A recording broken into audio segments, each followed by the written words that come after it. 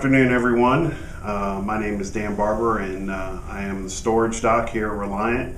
I'm a Senior Datacenter Architect, and been doing storage and servers, networking, infrastructure in my own shops for a long time. Now work here at Reliant, helping build rock-solid solutions for our customers, and we've been having a lot of questions about just different advice that people want to have. What rate levels do you recommend? What kinds of things would you do in this scenario? Things that we get all the time, and also that get repeated, back and forth and back and forth and back and forth. So we thought we would take the opportunity to kind of create a series of podcasts. This is going to be an ongoing series where we can have a forum to discuss those things as well as other things that customers would like to bring up. So we have some questions today, some that have been emailed to us, some from the phone, some from our web chat, and we're covering three topics.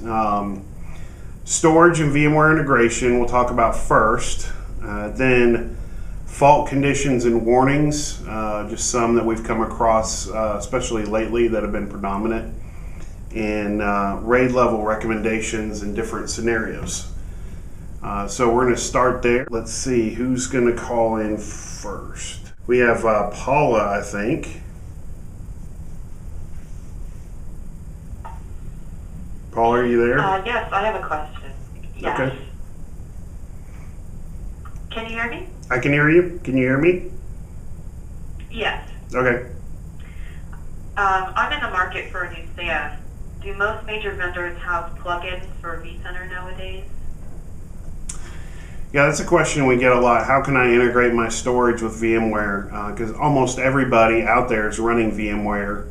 And if you're not, we'd love to talk to you about it, because it's really a great tool for production use and test and dev alike. So yes, the answer is yes. If you were to ask that question, 5 or 6 years ago, the answer would be, well, some of them do. But now, especially on vSphere 5, just about every major storage vendor that's supported on the hardware compatibility list has a plugin for vCenter if it's required. So you can check with your vendor's website and download those. And if you need any help configuring them, or if you have questions about what they are, feel free to check back in with us. Okay. Well, what are some advantages and disadvantages of using vendor plugins for vCenter to provision my storage? So there are a couple of advantages. Let's start with those first.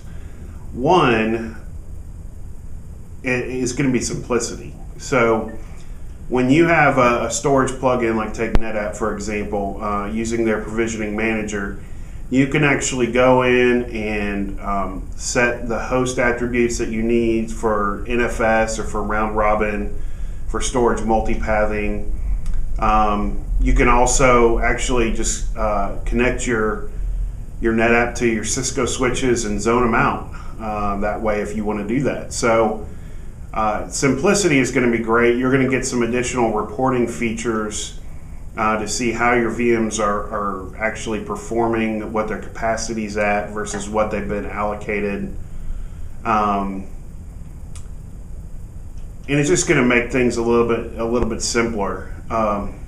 Disadvantage wise, it's going to kind of create a different point of management that some people may be uncomfortable with. Maybe they don't want that vCenter plugin available to other people on their network for security reasons. Or maybe they want to use features that those plugins don't support. For example, EMC Control Center can go out and do the same kind of thing. It can zone those storage devices for you, but it's going to use an FC alias, and maybe you want to use device aliases. Or maybe you have a switch that's not supported on those, with those tools. So there's advantages and disadvantages of both, and those are just a couple. And if you have any questions about a particular one, we can definitely sort that out for you. Does that help? Yes, thank you. Okay, I got a question here from call-in user Mike. Mike, are you there? Hey, can you hear me? Yeah, I can hear you. All right. Yeah, I was going to ask you: is there a performance penalty if I thin provision my storage at the array level? Oh, that's a good question. That kind of depends on who you talk to. If you talk to Microsoft, they'll say yes. If you talk to VMware, they'll say no. And it's one of those kind of catch-22s.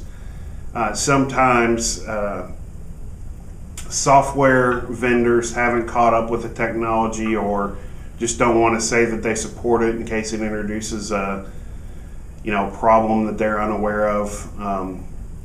So officially, for example, Microsoft says Exchange 2010 is not supported on thin provision disks at the array level. But the reality is that, a very, very high percentage of customers of Exchange and our own customers actually do run it thin provision at the RAID level. In fact, in some cases, they don't have a choice because that's kind of the storage system default. So the answer is in my experience, I haven't seen hardly any performance degradation doing it that way. If you're using a NetApp in particular, where you're using a write anywhere file layout, it's definitely not going to be as a performance impact in that regard because that's the way it's designed to work.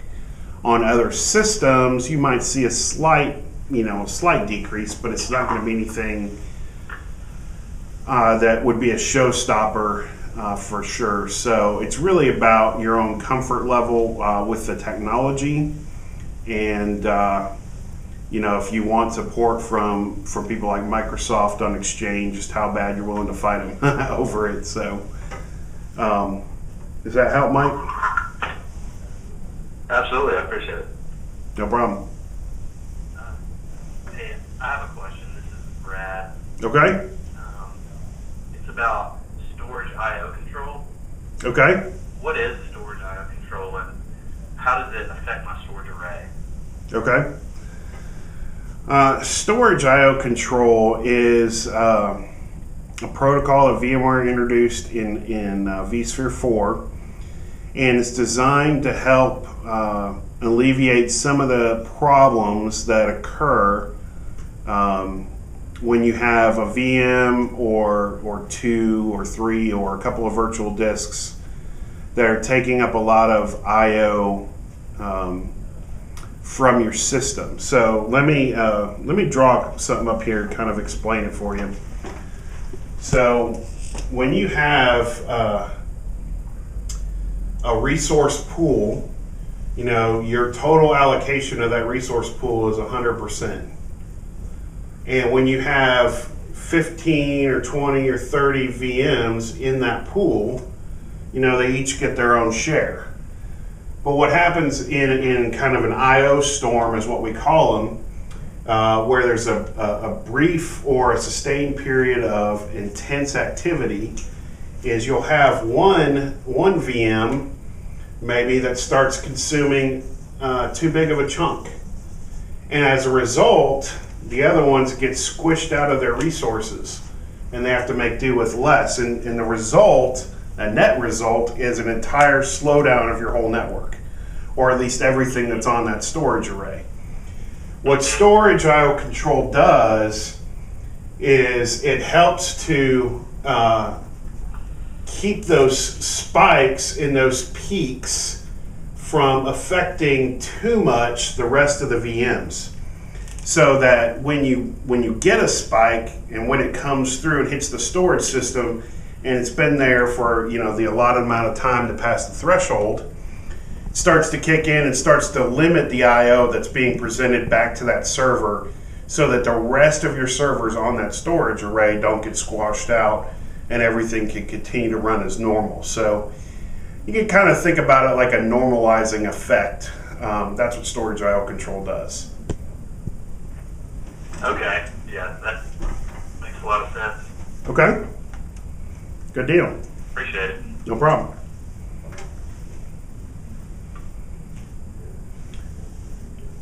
So let's see here.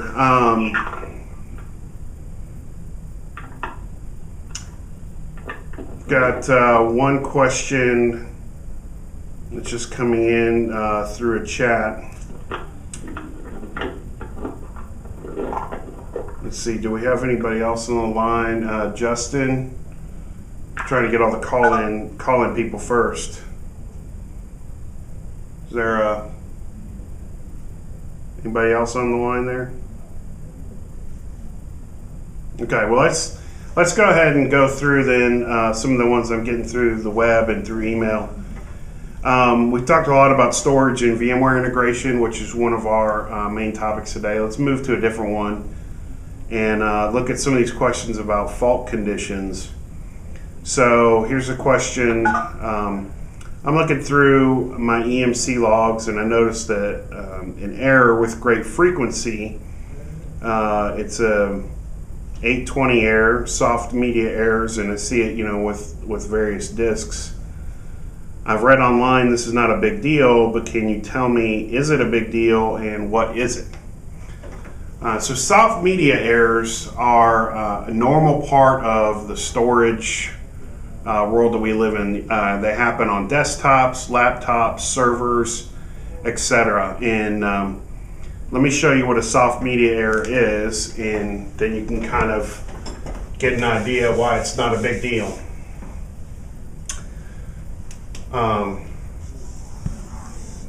Every disk, right, is made up of various tracks and sectors and so forth, and each of those are divided up into blocks, right?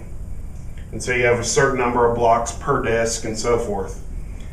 Well, there's a set number of physical blocks, and then there's a set number of logical blocks. And what the disk does is it maps a logical block to a physical block, okay? And the disk's self-healing mechanisms, what happens is when they see a block that's gone bad, it'll take that LBA address, the logical block address, and it'll reroute it to a spare part of the disk that's been reserved just for that. So a soft media error is just like, say, your EMC array telling you, hey, I found one of these during a scan. This block is bad. I'm going to relocate the block address over to a spare block back here, and life will continue as normal. So that's what a soft media error is. If you have a hard media error, like an 801 error or an 809 error, that's something that you would want to look at getting a disk replaced preemptively if it hasn't already failed. But that's really what soft media errors are. And like I said, they occur all the time. It's not a big deal. And you shouldn't have any data loss or any kind of performance issues with it. So it's more of a notification.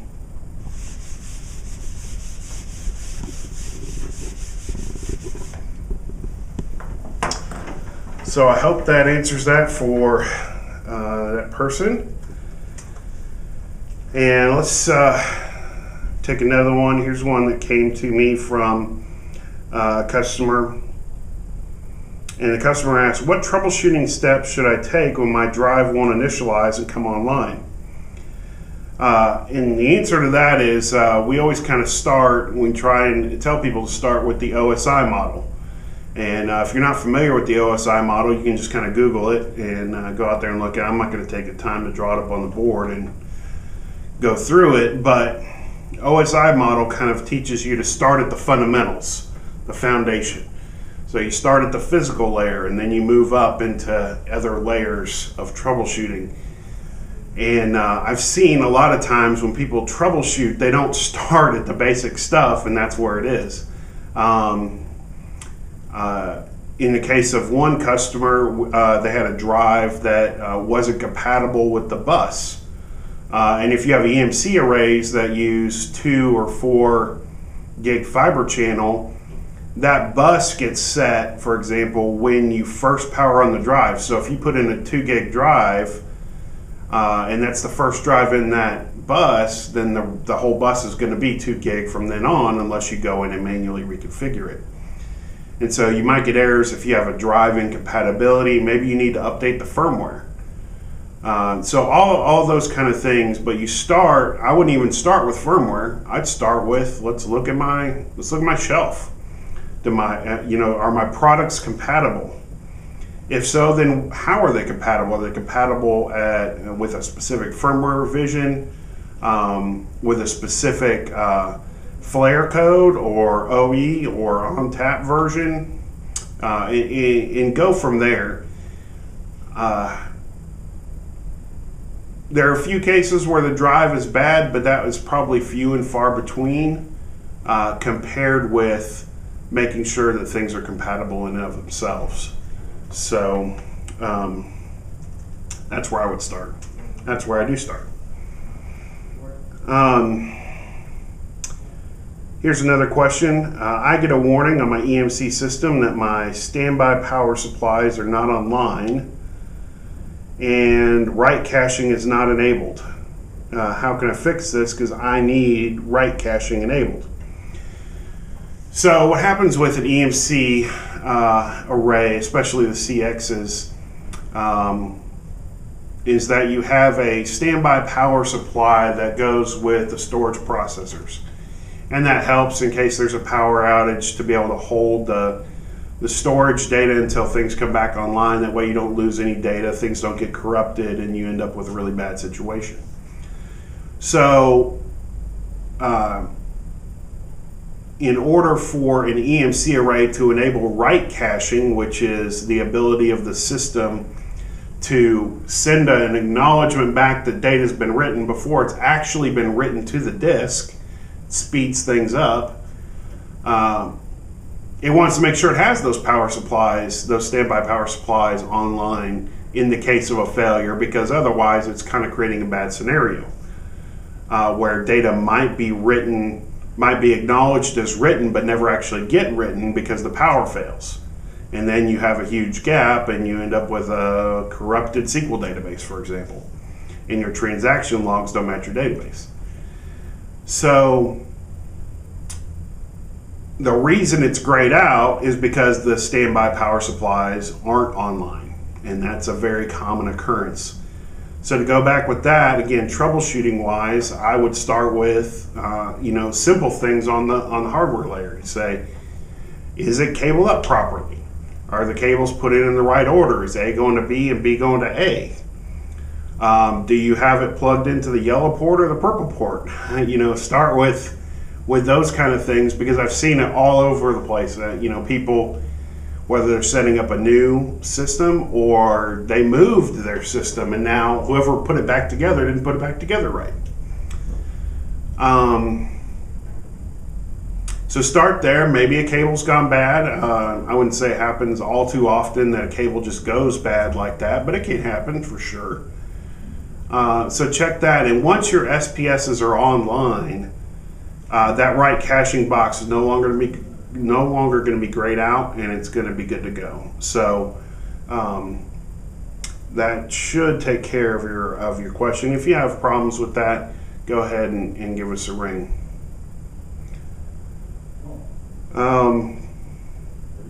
So here's someone with a RAID level recommendation question, which is our third topic today.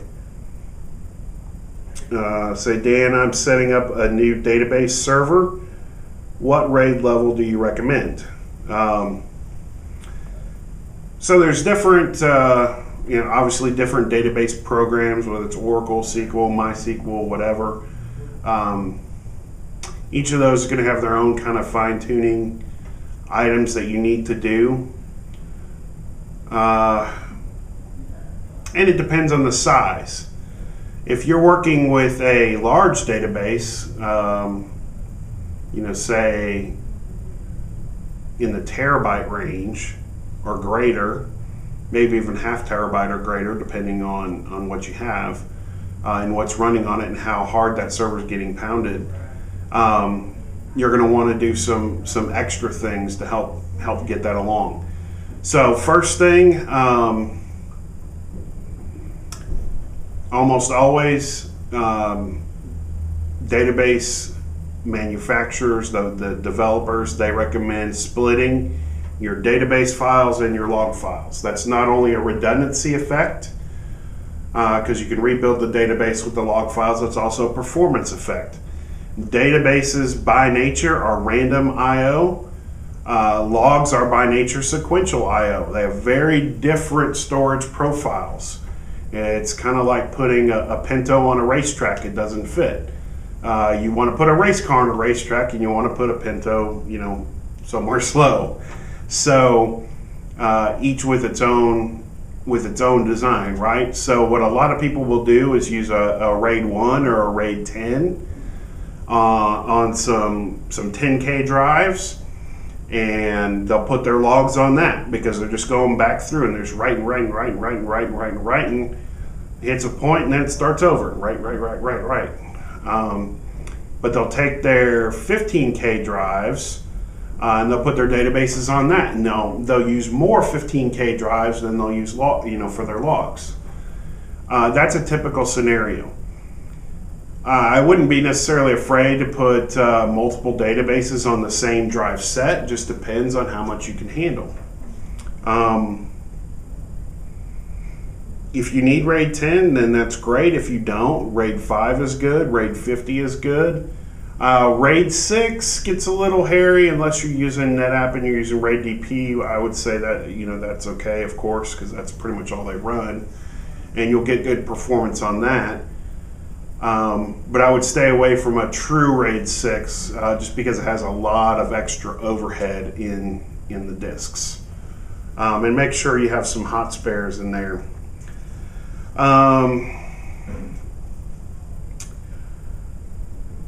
Dan, I have a CX4 and I am experiencing slow performance on a few RAID groups. I have 6 shelves of 15K drives and each shelf is its own RAID group. Do you have any suggestions on how to increase performance? So one thing that we could do, if I draw this up here for you. So basically, you have 6 shelves, and I'm not going to draw them all, where this is RAID group 1, this is RAID group 2, this is RAID group 3, and so on. And each of these is being put out into volume 1 and volume 2, etc. And so if I understand correctly, the email, they're saying, well, maybe this one's fine and this one's fine, but this one is giving me some issues where I'm having some slowness. So one thing, if it's VMware, obviously we talked about earlier, turn on storage I/O control. That's going to be something that's going to help mitigate if there's one VM or one virtual disk that's really making the rest of this slow, definitely do that. The other thing I would say to consider is to move to a storage pool. And a lot of people are just using traditional RAID groups because they've been using traditional RAID groups forever. But in a lot of cases, a pool makes more sense. So instead of having, you still underlying it, you still have your RAID groups, but it's actually presented, as one, storage pool, and your volumes still are carved off from that. But what happens is, because you have more disks and more to spread out, if you start, having something that's really pinging out over here, it can spread the load across more disks. And so these guys down here that used to be underutilized, now their extra resources are able to be absorbed up here and give more I/O to this system. So it kind of works out. You got one system that's taking too much, and you got 3 systems that are not taking enough. They're not at capacity. Put them together, and they'll even out. So that's a good thought also. We see a lot of customers doing storage pools, 60 disks, 80 disks. You have to check with your vendor on your limit, but that's one thing you can consider.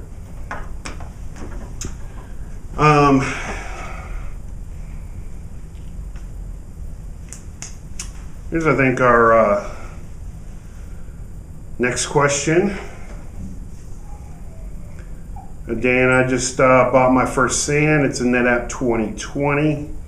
What is the best way that I can set this up to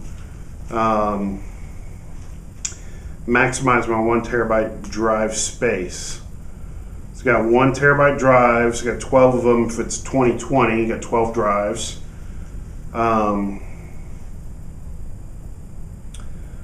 What's the best way that I can maximize my space?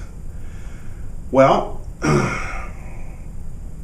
so it's a dual controller system, which means you have to have 2 root aggregates. So if you have 12 drives, you need to have at least 2 for each root aggregate. Okay. Now in small systems, we normally recommend that you just expand the root aggregate because you're probably not creating enough I/O traffic to affect those root aggregates themselves.